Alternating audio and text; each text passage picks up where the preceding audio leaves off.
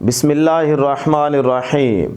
Dear students, मैं उम्मीद करता हूं कि आप सब खैरियत से होंगे। डियर स्टूडेंट्स, हम class 10th chapter 18 atomic and nuclear physics को लेकर चल रहे हैं। अगर आपको याद हो तो इससे पहले की वीडियो में हम न्यूक्लियर ट्रांसम्यूटेशन के टॉपिक को बड़ी डिटेल में डिस्कस कर चुके हैं।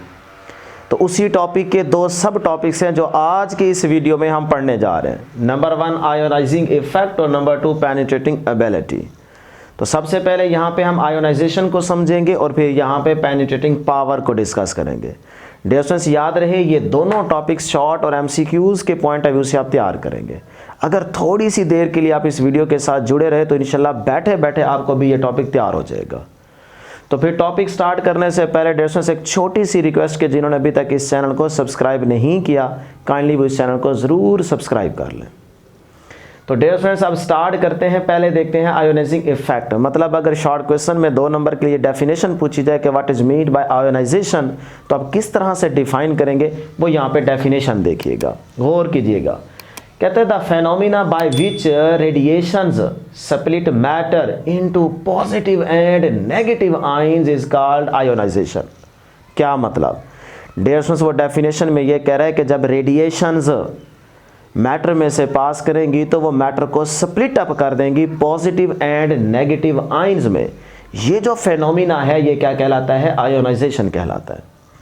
अब रेडिएशन से क्या मुराद है? डिस्टेंस पीछे आप पढ़ के आ रहे हैं डिटेल में कि रेडियो एक्टिविटी में आपने क्या शॉर्टकट याद रखी थी बात कि जब एक अनस्टेबल न्यूक्लियाई स्टेबल होने लगता है तो वो 3 तरह की रेडिएशन एमिट कर सकता है, alpha particles, beta particles and gamma rays.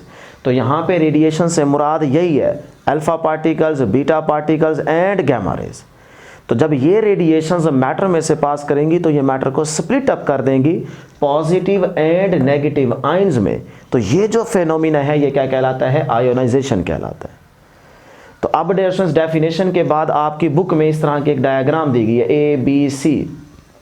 अब ए डायग्राम में आप देखेंगे कि अल्फा पार्टिकल, रेडिएशंस में अल्फा पार्टिकल है ना, तो अल्फा पार्टिकल जब मैटर में से पास करेंगे तो वो किस तरह से मैटर को पॉजिटिव एंड नेगेटिव आयंस में स्प्लिट अप करेंगे। वहाँ पे आयोनाइजिंग इफेक्ट ज़्यादा होता है या कम होता है as compare to the beta particle, ये हम यहाँ पे चेक करेंगे। फिर यहाँ पे बी डायग्राम में देखेंगे कि जब बीटा पार्टिकल मतलब इलेक्ट्रॉन, ठीक है, जब बीटा पार्टिकल मैटर में से पास करेंगी तो वो किस तरह से मैटर को स्प्लिट अप करेंगी पॉजिटिव एंड नेगेटिव आयंस में, और वहाँ पे जो आयोनाइजिंग इफेक्ट होगा वो as compare to the a diagram या अल्फा पार्टिकल ज़्यादा होगा या कम होगा, ये चेक करेंगे। फिर लास्ट में सी डायग्राम में हम सिर्फ ये देखेंगे कि जब गैमा रेज मैटर में से पास करती हैं तो किस तरह से मैटर पॉजिटिव और नेगेटिव आयंस में स्प्लिट अप हो जाता है, और फिर वहाँ पे आयोनाइजिंग इफेक्ट जो होता है वो as compare to the beta and alpha particle ज़्यादा होता है या कम होता है। बस ये आपने चेक करना है और बताना है। तो बहुत ही आसान है। तो फिर ए डायग्राम में ज़रा गौर कीजिएगा। डियर सबसे पहले हमारे पास क्या होगा? मैटर। तो मैटर में हम यहाँ पे कंसीडर कर रहे हैं गैस के मॉलिक्यूल्स, क्योंकि आप जानते हैं कि गैस क्या है? मैटर की एक काइंड है। तो फिर यहाँ पे सपोज करें पहले सारे के सारे इस तरह के ब्लू गैस के मॉलिक्यूल्स थे। अब पीछे से हमारे पास क्या आ रहे हैं जी? Alpha particles. और अल्फा पार्टिकल से यहाँ पे मुराद क्या है? अल्फा पार्टिकल बेसिकली हीलियम के न्यूक्लियाइड है, इसका मैस नंबर 4 और एटॉमिक नंबर 2। अगर मैं इस पे चार्ज की बात करूं तो डियर स्टूडेंट्स चार्ज इस पे क्या होता है? प्लस का 2e, ठीक है। अब चार्ज है और मैस भी है, तो जो इनका मैस है वो इलेक्ट्रॉन के कंपैरेटिवली बहुत ज़्यादा है। तो जब इनका मैस भी है, चार्ज भी है, तो इसका मतलब फिर इनका साइज़ बड़ा होगा। तो फिर ये बात जहन में रखिएगा, जब इनका साइज़ बड़ा होगा तो ये जब आएंगे इस मैटर के अंदर तो गैस के मॉलिक्यूल्स के साथ ज़्यादा टकराएंगे, ज़्यादा इंटरेक्ट करेंगे, क्योंकि इनका साइज़ बड़ा है। छोटी चीज़ होती है तो वो कहीं से बीच बीच से निकल जाएगी, वो कम टकराव होगा उसका। लेकिन जो साइज़ में बड़ी चीज़ है वो इन गैस के मॉलिक्यूल से ज़्यादा टकराएगी, क्योंकि गैस के मॉलिक्यूल्स यहाँ पे बहुत ज़्यादा हैं।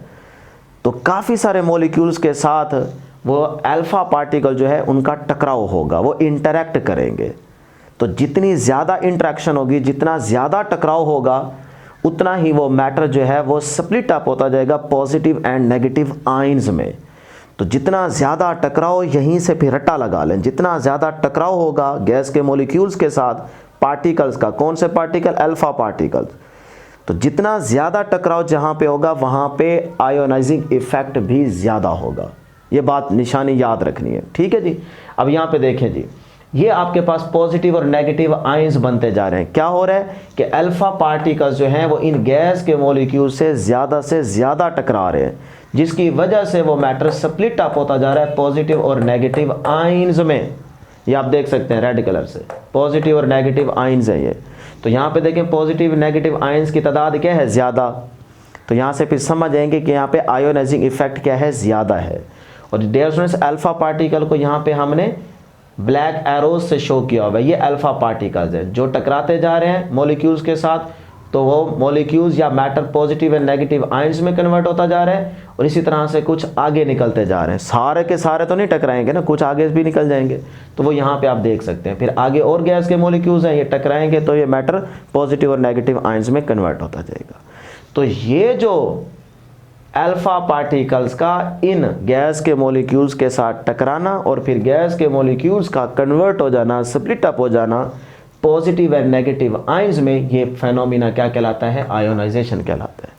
तो फिर मुझे बताएं यहाँ पे आयोनाइजिंग इफेक्ट ज़्यादा है या कम है। याद रखिएगा यहाँ पे आयोनाइजिंग इफेक्ट ज़्यादा है। क्यों? क्योंकि यह अल्फा पार्टिकल हीलियम के न्यूक्लियाइड हैं, इनका साइज़ ज़्यादा है क्योंकि इन पर चार्ज भी है, इनका मैस भी ज़्यादा है as compare to the electron. तो साइज़ ज़्यादा होने की वजह से ये ज़्यादा से ज़्यादा गैस के मॉलिक्यूल से टकराएंगे, जिसकी वजह से यहाँ पे आयोनाइजिंग इफेक्ट क्या होगा, ज़्यादा होगा। ठीक है जी। तो वही चीज़ हमने यहाँ पे लिख दी है कि alpha particles cause the intense ionisation in a gas. अब आ जाए बी डायग्राम में, फिर से वही गैस के मॉलिक्यूल्स, वही मैटर कंसीडर करें। अब डियर स्टूडेंट्स यहाँ पे होंगे बीटा पार्टिकल, और बीटा पार्टिकल का मतलब आप जानते हैं कि इलेक्ट्रॉन। ठीक है। अब डियर स्टूडेंट्स जब बीटा पार्टिकल इस मैटर में से पास करेंगे तो इनका जो टकराव होगा ना गैस के मॉलिक्यूल्स के साथ, वो कम होगा as compare to the alpha. क्यों? क्योंकि बीटा पार्टिकल है, ये साइज में इनका मैस जो है वो अल्फा पार्टिकल के कंपैरेटिवली कम है, तो इनका साइज थोड़ा सा कम होगा। जब साइज कम होगा तो ये कम गैस के मॉलिक्यूल्स के साथ टकराएंगे, और यहाँ पे टकराएंगे ज़रूर लेकिन as compare to the a diagram कम टकराएंगे, जिसकी वजह से हम कहेंगे कि यहाँ पे अगर टकराव कम हो रहा है तो फिर आयोनाइजिंग इफेक्ट भी यहाँ पे कम होगा as compare to the a diagram. ठीक है। तो फिर ये देखें जी, ये हमारे पास बीटा पार्टिकल्स हैं जिनको मैंने ब्लैक एरोज से शो किया हुआ है, और ये सारे गैस के मॉलिक्यूल्स हैं जो ब्लू डॉट्स आपको नजर आ रहे हैं। तो अब जैसे जैसे बीटा पार्टिकल इनसे टकराते जाएंगे वैसे वैसे ये मैटर स्प्लिट अप होता जाएगा पॉजिटिव एंड नेगेटिव आयंस में। तो ये देखें, अब जरा ए और बी डायग्राम को कंपेयर करें। यहाँ पे देखें पॉजिटिव नेगेटिव आयंस की तादाद ज़्यादा है, तो इसका मतलब वहाँ पे इंट्रैक्शन ज़्यादा हो रही है अल्फा पार्टिकल की मैटर के साथ, यानी कि गैस के मॉलिक्यूल के साथ। यहाँ पे देखें तो गैस के मॉलिक्यूल्स की तादाद ज़्यादा है, तो इसका मतलब बीटा पार्टिकल्स की गैस के मॉलिक्यूल्स के साथ इंटरेक्शन हो तो रही है लेकिन कम हो रही है किसके कंपैरेटिवली, ए डायग्राम। तो यहाँ पे फिर आयोनाइजिंग इफेक्ट क्या होगा, कम होगा। फिर अगर आप सी डायग्राम में देखें डियर स्टूडेंट्स, तो यहाँ पे गैमा रेज की बात करेंगे, उस पर तो चार्ज भी नहीं है। तो जब उसका चार्ज ही नहीं है तो इसका मतलब फिर क्या है कि वो कहीं ना कहीं से बीच में से निकल जाएंगे, उनकी इंट्रैक्शन गैस के मॉलिक्यूल्स के साथ कम से कम होगी, जितनी कम हो सकती है उतनी कम हद तक होगी इंट्रैक्शन, होगी ज़रूर, ये नहीं है कि बिल्कुल ही नहीं होगी। तो ये देखें, ये हमारे पास क्या है जो आपको एरोज नज़र आ रहे हैं, बेसिकली गैमा रेज है, मतलब हाई एनर्जी फोटॉन है। अब ये गैस के मॉलिक्यूल्स में से देखें बीच बीच में से निकल के जा रहे हैं। ठीक है। इनका मैस ना होने के बराबर, और चार्ज तो है ही नहीं, नो चार्ज। ठीक है। तो फिर ये देखें ये बीच में से कहीं निकल जाएंगे। हाँ, कोई इक्का दुक्का गैस के मॉलिक्यूल्स इनके आगे आएंगे तो उससे जैसे इंट्रैक्शन होगी तो वो पॉजिटिव एंड नेगेटिव आयंस में कन्वर्जन हो जाएगी। ये देखें पॉजिटिव एंड नेगेटिव, और पॉजिटिव एंड नेगेटिव आयंस की तादाद देखें सी डायग्राम में बहुत कम है इन दो डायग्राम के कंपैरेटिवली। तो इसका मतलब यहाँ इंट्रैक्शन हो तो रही है लेकिन कम हो रही है। क्यों? क्योंकि ये चार्ज तो इन पे है नहीं, तो साइज इनका ना होने के बराबर, तो ये हाई एनर्जी फोटॉन है, तो ये बीच बीच में से ये देखो निकल जाएंगे। इसको आप यूँ समझें कि कमज़ोर बंदा होता है ना, तो वह जहाँ रश हो, भीड़ लगी हो, उनके बीच में से आराम से निकल जाता है। लेकिन अगर कोई हैवी बंदा आ जाए जिसका वेट बहुत ज़्यादा हो, तो उसको जब आप गुजारेंगे रश में से, भीड़ में से, तो वो सारों को ऐसे टक्कर मारता हुआ जाएगा, है ना। तो इसका मतलब जिसका साइज़ ज़्यादा, उसका टकराव ज़्यादा होगा। वो यहाँ पे चल रही थी कहानी, फिर जो उससे थोड़ा सा कम होगा वो कहानी यहाँ पे चल रही होगी, और जो मेरी तरह कमज़ोर होगा इसी तरह वो फिर जाहिर सी बात है रश में से भी इधर उधर से बच के निकल जाएगा। तो यहाँ पे देखें वही कहानी चल रही है कि ये इधर उधर से बच के निकल रहे हैं, कहीं ना कहीं एक दो बार टकराएंगे जिसकी वजह से वो कन्वर्जन हो जाएगी। तो फिर अब आपने यहाँ पे क्या शॉर्टकट बात याद रखनी है कि ए डायग्राम में अल्फा पार्टिकल के लिए जो आयोनाइजिंग इफेक्ट है वो ज़्यादा है, फिर बीटा में उससे कम और सी में उससे कम। तो फिर शॉर्टकट बस आप एक लाइन छोटी सी याद रख लें, यहाँ पे लिखते हैं कि जो आयोनाइजिंग इफेक्ट है अल्फा पार्टिकल का इफेक्ट वो ज़्यादा है as compare to the beta particle, और बीटा पार्टिकल का जो आयोनाइजिंग इफेक्ट है वो डेल्टा से ज़्यादा है as compare to the gamma rays. बस ये एक छोटी लाइन आप याद रख ले एमसीक्यू के लिए। अब चलते हैं पेनिट्रेटिंग एबिलिटी को समझते हैं। पेनिट्रेटिंग पावर वो भी इसी की होगी, अल्फा पार्टिकल, बीटा पार्टिकल और गैमा रेज के लिए। तो सबसे पहले डियर स्टूडेंट्स पेनिट्रेटिंग पावर को डिफाइन करते हैं, क्योंकि ये 2 नंबर का शॉर्ट क्वेश्चन आपसे पूछा जा सकता है। तो ये देखें, the strength of radiations to penetrate घुस जाना, पास कर जाना किसी चीज में से। The strength of radiations to penetrate a certain material is called penetrating power. क्या मतलब डियर स्टूडेंट्स, जब एक सर्टेन मटेरियल में से रेडिएशंस पेनिट्रेट कर जाती हैं, पास कर जाती हैं, उसके अंदर घुस जाती हैं, ये जो उनके घुसने की, पेनिट्रेट करने की एबिलिटी है, स्ट्रेंथ है, इसी को क्या कहते हैं? पेनिट्रेटिंग पावर कहते हैं। तो ये बहुत ही आसान डेफिनेशन थी। अब हम देखते हैं कि पेनिट्रेटिंग पावर जो है वो अल्फा के पास ज़्यादा है, बीटा के पास या गैमा के पास। आयोनाइजिंग इफेक्ट तो आपको पता चल गया कि किस किस का ज़्यादा है, लेकिन यहाँ पे आप पेनिट्रेटिंग पावर देखते हैं। तो बुक ने एक छोटी सी बड़ी आसान सी एग्जांपल ली है, 1 मिनट में आपको समझ आ जाएगी। तो वहाँ पे जो डायग्राम दी गई है हमने उसको ड्रा किया है यहाँ पे, इसको ज़रा समझिएगा। यहाँ पे देखें हमारे पास क्या है, रेडियो एक्टिव सोर्स है, यानी कि यहाँ से रेडिएशंस एमिट हो रही होंगी और वो 3 तरह की एमिट हो सकती हैं, alpha, beta and gamma rays. तो फिर ये हमारे पास रेडिएशन सोर्स है, यहाँ से आप सपोज करें कि 3 तरह की रेडिएशन निकल रही है, alpha particles, beta particles and gamma rays. अब आपने क्या करना है कि इनके आगे यानी कि कुछ डिस्टेंस पे आपने सबसे पहले एक पेपर की शीट प्लेस करनी है, यही कागज़ जो आपके पास पेजेस होते हैं। उसके बाद आपने एक एल्यूमिनियम फॉयल शीट यानी कि कागज़ की बनी हुई पतली एल्यूमिनियम की शीट वो प्लेस करनी है। फिर कुछ डिस्टेंस पे आपने इस तरह से यहाँ पे एक लेड की शीट रखनी है। तो अब आपने देखना है कि किसकी पेनिट्रेटिंग पावर ज़्यादा है। जिसकी पेनिट्रेटिंग पावर ज़्यादा होगी वो इनमें से पास करके यहाँ तक पहुँच जाएगी और इसको भी क्रॉस कर जाएगी। जिसकी कम होगी वो नहीं कर पाएगी। तो यही चीज़ आपने सिर्फ चेक कर दी है। तो फिर यहाँ पे 3 तरह की रेडिएशंस निकलेंगी। सबसे पहले इसको हम कहेंगे अल्फा पार्टिकल्स। क्यों डियर स्टूडेंट्स, जब आपने देखा कि यहाँ से जो अल्फा पार्टिकल्स एमिट हुए हैं, अब यहाँ पे क्या है, सारी एयर। तो अब एयर के मॉलिक्यूल के साथ वो अल्फा पार्टिकल्स टकराएंगे और उनका साइज भी ज़्यादा है। तो जितना ज़्यादा टकराव होगा, ऐसे समझे, फील कर रहे हैं कि उनके पास ताकत कम होती जाएगी, उनकी स्ट्रेंथ वीक होती जाएगी, उनकी ताकत ज़ाया होती जाएगी, ऐसे सिर्फ समझें। देखिए ना, जितना ज़्यादा एयर के मॉलिक्यूल्स के साथ उनका टकराव होगा अल्फा पार्टिकल्स का, तो बेचारे इधर से खाएंगे, इधर से खाएंगे, इधर से मुक्के खाएंगे, खाते खाते उनके पास ताकत कम होती जा रही है। अब वो मर मर के यहाँ पे पहुँचेंगे और आगे तो है पेपर की शीट। अब उसके अंदर से उन्होंने पास करना है, तो इतनी ताकत तो उनके पास है ही नहीं अब, क्योंकि पीछे टकराव इतना ज़्यादा हुआ है कि वो अपनी एनर्जी खो बैठे हैं, ताकत अपनी खो बैठे हैं। अब वो इसमें से अंदर से इसको पास करने के लिए उनको ताकत चाहिए और इतनी उनके पास है नहीं, तो इसीलिए वो यहाँ तक पहुँचेंगे। इसके अंदर से पेनिट्रेट करके आगे एल्यूमिनियम की शीट तक नहीं पहुँच पाएंगे। तो जिसकी वजह से हम कहेंगे कि अल्फा पार्टिकल्स की जो पेनिट्रेशन पावर है वो कम है। क्यों? क्योंकि उनका टकराव ज़्यादा हो रहा था ना, क्योंकि उनका आयोनाइजिंग इफेक्ट ज़्यादा है, जिसकी वजह से यहाँ पे पेनिट्रेशन पावर जो है वो अल्फा पार्टिकल की क्या होगी डियर स्टूडेंट्स, अल्फा पार्टिकल्स इनकी पेनिट्रेटिंग पावर जो है वो क्या होगी, वो कम होगी। ठीक है जी। उसके बाद अगर आप बीटा पार्टिकल्स को देखें तो कंसीडर करें कि ये बीटा पार्टिकल्स हैं। अब बीटा पार्टिकल्स का यहाँ पे जो एयर है उनके मॉलिक्यूल्स के साथ टकराव क्या है, कम। क्योंकि आप जानते हैं कि आयोनाइजिंग इफेक्ट क्या होता है बीटा पार्टिकल्स का, कम होता है as compare to the alpha.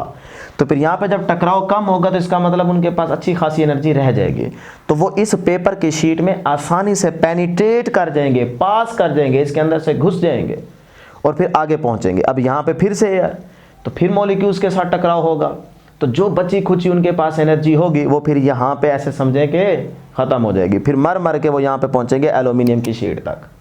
अब इसके अंदर से पास करके आगे नहीं जा सकते, उनके पास इतनी एनर्जी नहीं है। लेकिन इसके केस के कंपैरेटिवली यहाँ पे देख सकते हैं कि पेनिट्रेटिंग पावर जो है बीटा पार्टिकल्स की वो ज़्यादा है as compare to the alpha particle. ठीक, तो ये हैं जी आपके पास बीटा पार्टिकल्स।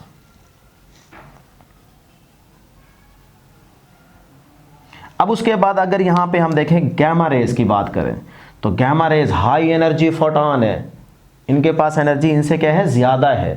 तो ये पहले यहाँ से पास कर देंगे क्योंकि इनका तो टकराव बीच में कहीं हो ही नहीं रहा, बहुत कम हद तक हो रहा है क्योंकि आयोनाइजिंग इफेक्ट कम है। तो जब कम हो रहा है तो अच्छी खासी इनके पास एनर्जी होगी, इसमें से भी पास कर देंगे, फिर अगर टकराव थोड़ा बहुत होगा फिर भी अच्छी खासी एनर्जी होगी, इसमें से भी पास कर देंगे, फिर यहाँ पे टकराव होगा। तो इस तरह से चलते चलते आपने देखा कि जो लेड की शीट है वहाँ तक गैमा रेज पहुँच गई है और इसमें से भी पेनिट्रेट कर देंगे। तो इसका मतलब फिर सबसे पेनिट्रेटिंग पावर किसकी ज़्यादा हुई, गैमा रेज की ज़्यादा हुई। तो यही आपसे एमसीक्यू में पूछा जा सकता है कि पेनिट्रेटिंग पावर कम किसकी है, ज़्यादा किसकी है, मॉडरेट किसकी है। तो फिर याद रखिएगा डियर स्टूडेंट्स, गैमा रेज की जो पेनिट्रेटिंग पावर है वो क्या है, सबसे ज़्यादा है। फिर इसकी ये एरो के साइज पे ज़रा गौर कर ले, ठीक है, और यहाँ पे मैं ऐसे बना देता हूँ इस तरह से, सबसे ज़्यादा इसकी, फिर उससे कम इसकी, फिर इससे कम इसकी। तो ये पेनिट्रेटिंग पावर का रिलेशन रहेगा जो कि आपने याद रखना है। क्लियर है, बस इतनी बातें आपने याद नहीं, ज़्यादा इसमें हम बता सकते हैं लेकिन ज़रूरत नहीं है, आपकी बुक में जितनी चीज़ें बेटे आपने वही याद रखनी है। तो अब यहाँ से 3 एमसीक्यू बड़े इंपॉर्टेंट, अगर आप बुक की साइड इंफॉर्मेशन में देखेंगे तो वहाँ पे हेडिंग मेंशन की गई है कैरेक्टरिस्टिक्स ऑफ द रेडिएशंस, उसको भी पढ़ लीजिएगा, लेकिन उसमें से आपने सिर्फ ये 3 बातें याद रखनी है। और अगर इसी टॉपिक का लास्ट पर अगर आप देखेंगे तब भी आपको ये 3 पॉइंट्स मिलेंगे, ठीक है। तो उसमें बड़ा क्लियरली लिखा हुआ है, मेंशन किया हुआ है कि alpha particles have a range of only a few centimetre. Alpha के लिए डिस्टेंस जो रेंज दी गई है, रेंज ये वाली जो रेंज दी गई है वो क्या है, फ्यू सेंटीमीटर। ये आपसे एमसीक्यू में पूछा जाएगा, डिस्टेंस याद रखिएगा, अंडरलाइन कर लें, बुक पे मार्क कर लें या फिर लिख लें, सेंटीमीटर। अल्फा पार्टिकल के लिए जो रेंज है वो क्या है, ओनली अ फ्यू सेंटीमीटर। इसी तरह beta particles have a range of several metres. और अगर आप साइड इंफॉर्मेशन में देखेंगे तो वहां पे मिलीमीटर लिखा होगा, सेवरल मिलीमीटर। अगर आप पैराग्राफ लास्ट वाला देखेंगे तो वहां पे मेंशन किया गया है सेवरल मीटर्स। रेंज क्या है बीटा पार्टिकल के लिए, सेवरल मीटर्स, ठीक। और लास्ट में है पॉइंट गैमा रेज का, तो gamma rays have a range of several 100 metres, several 100 metres. ये 3 डियर स्टूडेंट्स आपने पॉइंट्स याद रखने, एमसीक्यू में पूछे जा सकते हैं। अब इसी के साथ गैमा रेज के लिए जो कैरेक्टरिस्टिक्स ऑफ रेडिएशन का साइड इंफॉर्मेशन में एक छोटा सा बॉक्स दिया गया है, वहाँ पे ये भी चीज़ मेंशन की गई कि इससे मुराद ये है कि जो आपके पास लेड का डिस्टेंस रहेगा वो तकरीबन 30 सेंटीमीटर ऑफ लेड इतनी पास कर सकती हैं। और अगर एयर में बात कर रहे हैं डिस्टेंस की तो वो कितना रहेगा, वो है जी आपके पास, या मैं लिख देता हूँ ना यहाँ पे, और वो है जी 2 किलोमीटर ऑफ एयर। तो ये भी आपसे एमसीक्यू के तौर पे पूछा जा सकता है। लो जी, ये थी हमारे पास आज के इस टॉपिक की डिस्कशन। बहुत ही आसान टॉपिक था, देखें कोई मुश्किल बात नहीं थी। तो मैं उम्मीद करता हूँ कि आपको ज़रूर समझ आ गई होगी, आपने नोट भी किया होगा, समझा भी होगा। तो बस फिर इसको अच्छे तरीके से तैयार कर लीजिए, दुआओं में हमें ज़रूर याद रखिए। इंशाल्लाह नेक्स्ट वीडियो में जल्द मुलाकात होगी। अल्लाह हाफिज़।